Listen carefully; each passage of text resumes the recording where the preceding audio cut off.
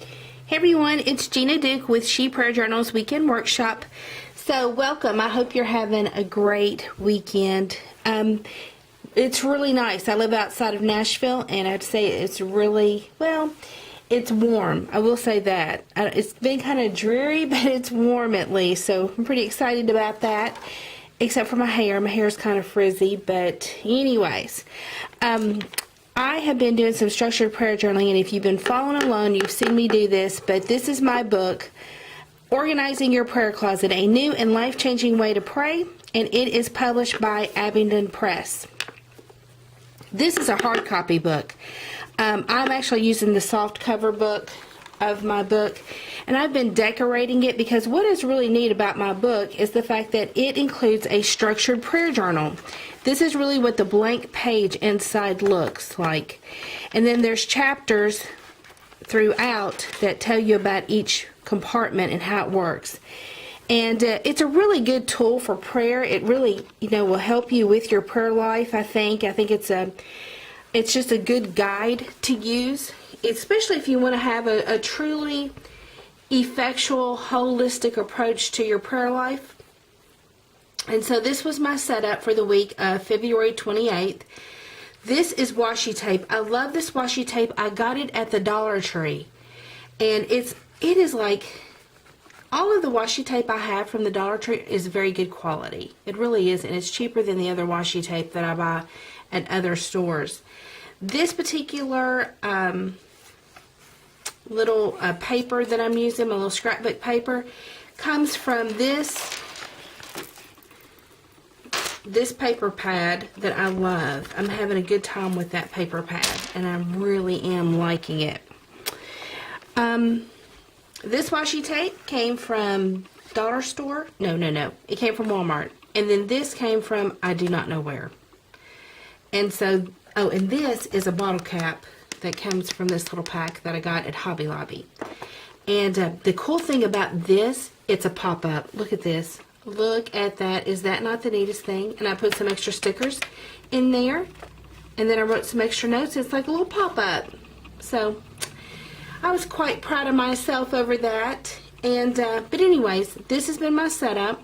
And so to share with you some things from my personal prayer closet, one of the biggest things to happen this week is that my publisher, Abingdon Press, contacted me. I have a new editor that I'm working with, and on her second day, which I did not know this, the editor that signed me for Organizing Your Prayer Closet is no longer with Abingdon Press, which I'm really sad about that because she was really, really a great editor. I got an email from a girl who is a new acquisitions manager with Abingdon Press, and on her second day at work, she is contacting me, which is a big deal. That I'm like, the second day she's reaching out to me. So, anyways, my book, Organizing Your Prayer Closet, this book, it is selling like hotcakes right now. Now, that's very much in part to the success of the movie War Room, because everybody is into the prayer closet. There's one of my friends heard someone at Lifeway bookstores the other day say they were going to expand their prayer section because of the new interest in prayer, which is so awesome. And so my publisher wants to refresh my book, give it a different cover. I had to write another chapter for it and different things. So I'm going to tell you, only God does stuff like this, and I'm going to tell you why. Because when I went to the writers' conference to pitch my idea, which my idea was not to write a book. My idea was to pitch structured prayer journaling, which is what I believe God has given me to impart to people. Based upon 1 Peter 4:7, where he says, the end of all things is near, therefore be clear-minded and disciplined for prayer. And I believe this is what the Lord gave me to impart that scripture to people. So I just wanted this published. Well, because they publish books, they wanted it to be more like a book. They wanted me to write a book. And that's why we have all these chapters with these chapter endings that tell you how to use the structured prayer journal. And each chapter talks about each compartment. Okay, so I go to this writers conference. And at this writers conference, before I went, I got to choose which editors I wanted to meet with. And so I prayerfully considered which ones I would meet with. And so I turned in like 5 names, and then I got back 3 appointments. Well, one of the appointments was not a person I had chosen. So I was a little disappointed in that because I didn't feel like I was getting someone that I had prayerfully considered. But I'm going to tell you, God knows so much better. It doesn't matter how much you pray. You can still miss God. I mean, there are still things that we deal with that is a part of all of why we can still miss God. But that's just the way it is because we are not God. We're still in this tent of flesh. And so we can miss the Lord. Or maybe the Lord wants to show us something. So I go to my first appointment. And it was with someone I had chosen. And I explained to them this whole concept of structured prayer journaling. And they say, really, that's an outdated theme about the prayer closet. It's Matthew 6:6 that says to come into our prayer closet. And so I'd pitched it on that. And so that editor, that acquisitions manager just said, that's really an outdated concept, and she was not interested.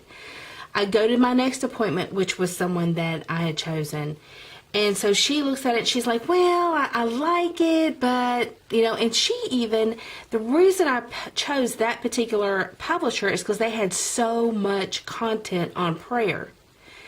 And so, I even said, but you have so much on prayer. I really felt like my project would be a good addition to that. Yes, we do she said, really, we have too many things on prayer. We're really trying to scale back from that. And then, so after lunch, I go to the next appointment, which is the one that the Lord set up, not me. And I'm going through my elevator pitch. I'm explaining the concept. The whole time she's like, No facial, just very dry. I'm thinking in my mind, oh my gosh, she just wants me to hurry up and shut up because she is so not interested in what I've got. But I just kept on showing, talking about it, being excited about it. Finally, at the end of my pitch, I look at her and she says, she had a pencil, like the whole time she had this pencil under her chin while I'm talking to her. All of a sudden, she puts down her pen like this and she says, I love it. Yay! And so, within weeks, she's calling me saying, it's going through the approval process, but it looks like a book deal is coming. And so, there you are. This book, Organizing Your Prayer Closet, was published in November of 2013. It went on in 2014 to win Christian Retailing's Best Book on Prayer.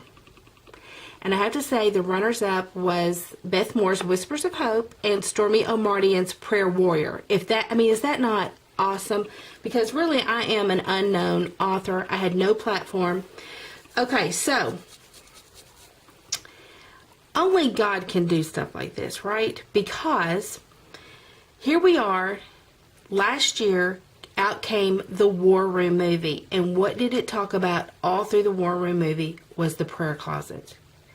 And so God in his perfect timing, this is an answered prayer where, okay, right here, we list our prayer request, God's answer, and at the right time.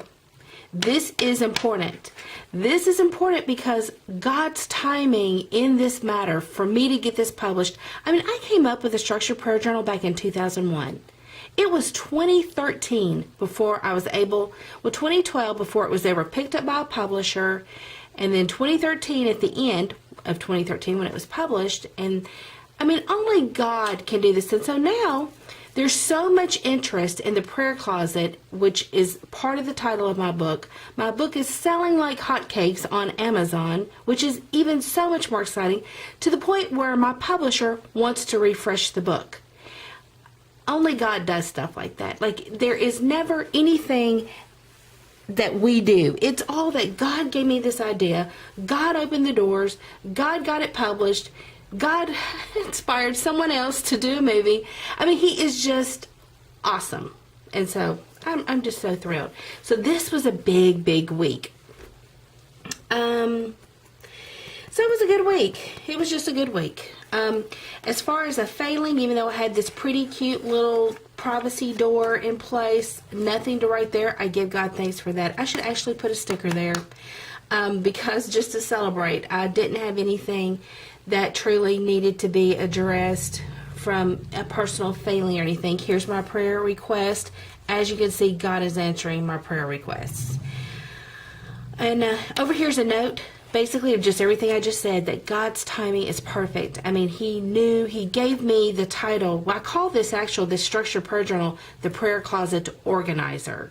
That is the name of the structured prayer journal inside of my book, Organizing Your Prayer Closet.